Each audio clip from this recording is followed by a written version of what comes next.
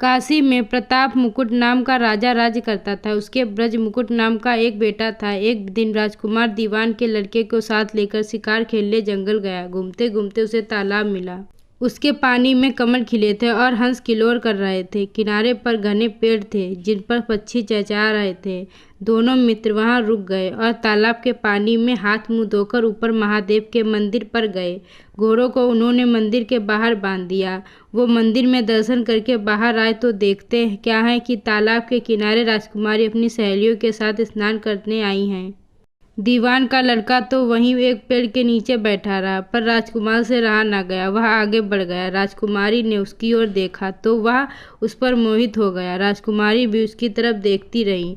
फिर उसने किया क्या कि जूड़े से एक कमल का फूल निकाला, कान में लगाया, दांत से कुतरा पैर के नीचे दबाया और फिर छाती से लगा अपनी सखियों के साथ चली गई। इसके जाने पर राजकुमार निराश होकर अपने मित्र के पास आया और सब हाल सुनाकर बोला, मैं उस राजकुमारी के बिना नहीं रह सकता, पर मुझे ना तो उसका नाम मालूम है ना ठिकाना। वह कैसे मिलेगी? दीवान के लड़के ने कहा। राजकुमार आप इतना घबराइए नहीं, वह सब कुछ बता गई है। राजकुमार ने कहा।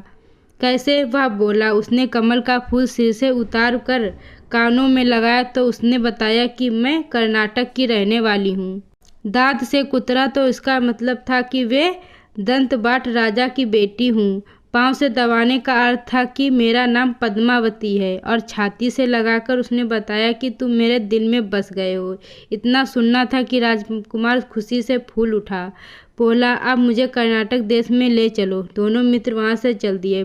घूमते फिरते सैर करते दोनों कई दिन बाद वहां पहुंचे। राजा के महल के पास गए तो एक बुढ़िया अपने द्वार पर बैठी चरखा काटती मिली।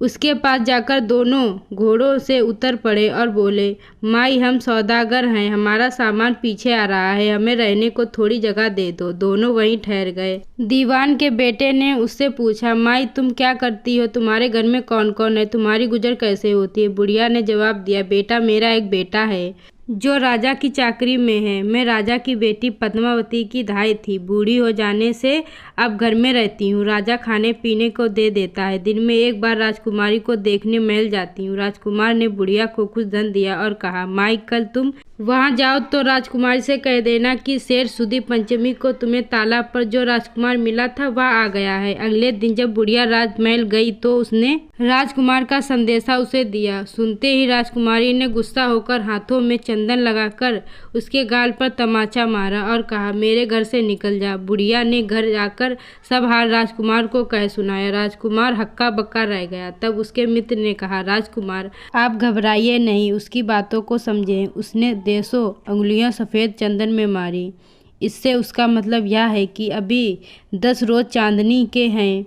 इसके बीतने पर मैं अंधेरी रात में मिलूंगी। 10 दिन के बाद बुढ़िया ने फिर राजकुमारी को खबर दी तो इस बार उसने केसर के रंग में 3 उंगलियां डुबोकर उसके मुंह पर मारी और कहा, भाग यहाँ से। बुढ़िया ने आकर सारी बात सुना दी। राजकुमार शोक से व्याकुल हो गया। दीवान के लड़के ने समझाया, इसमें हैरान होने की क्या बात है? उसने कहा है कि मुझे मासिक धर्म हो रहा है। 3 दिन और ठहरो। 3 दिन बीतने पर बुढ़िया फिर वहां पहुंची। इस बार राजकुमारी ने उसे फटकार कर पश्चिम की खिड़की से बाहर निकाल दिया। उसने आकर राजकुमार को बता दिया। सुनकर दीवान का लड़का बोला, मित्र उसने आज रात को तुम्हें उस खिड़की की राह बुलाया है। मारे खुशी के राजकुमार उछल पड़ा। समय आने पर उसने बुढ़िया की पोशाक पहनी, इत्र लगाया, हथियार बांधे। दोपहर रात बीतने पर वह महल में जा पहुंचा और खिड़की में से होकर अंदर पहुंच गया। राजकुमारी वहां तैयार खड़ी थी। वह उसे भीतर ले गई। अंदर के हाल देखकर राजकुमार की आंखें खुल गईं। एक से एक बढ़कर चीजें थी। रात भर राजकुमार राजकुमारी के साथ रहा। जैसे ही दिन निकलने को आया कि राजकुमारी ने राजकुमार को छिपा दिया और रात होने पर फिर बाहर निकाल लिया। इस तरह कई दिन बीत गए। अचानक एक दिन राजकुमार को अपने मित्र की याद आई। उसे चिंता हुई कि पता नहीं उसका क्या हुआ होगा। उदास देखकर राजकुमारी ने कारण पूछा तो उसने बता दिया। बोला, वह मेरा बड़ा प्यारा दोस्त है, बड़ा चतुर है। उसकी होशियारी ही से तो तुम मुझे मिल पाई हो। राजकुमारी ने कहा, मैं उसके लिए बढ़िया बढ़िया भोजन बनवाती हूँ, तुम उसे खिलाकर तसल्ली देकर लौट आना। खाना साथ लेकर राजकुमार अपने मित्र के पास पहुंचा। वे महीने भर से मिले नहीं थे।